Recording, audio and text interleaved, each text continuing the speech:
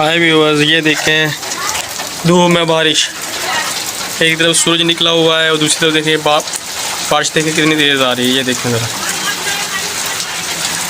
ये देखें, ये धूप सूरज की रोशनी, ये देखें ज़रा, ये बारिश।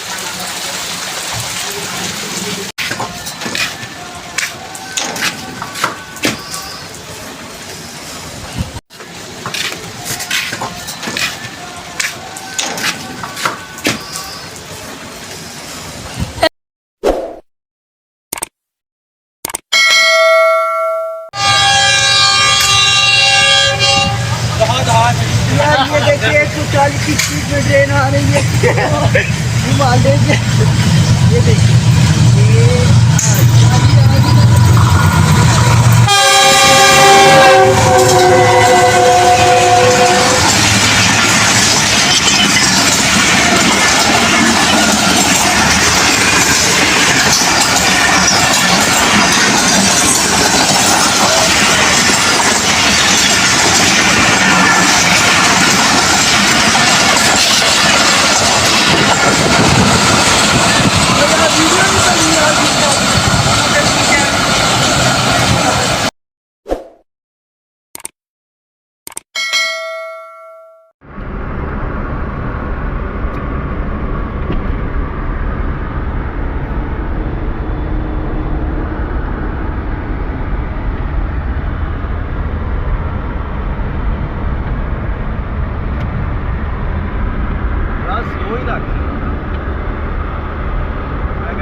चेक करा ही लिए।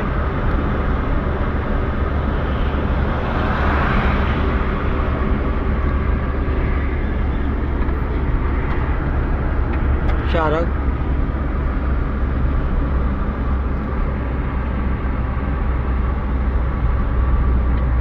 कितने मिनट की बनानी है? 2 मिनट खुद ही तो मैं थक गया।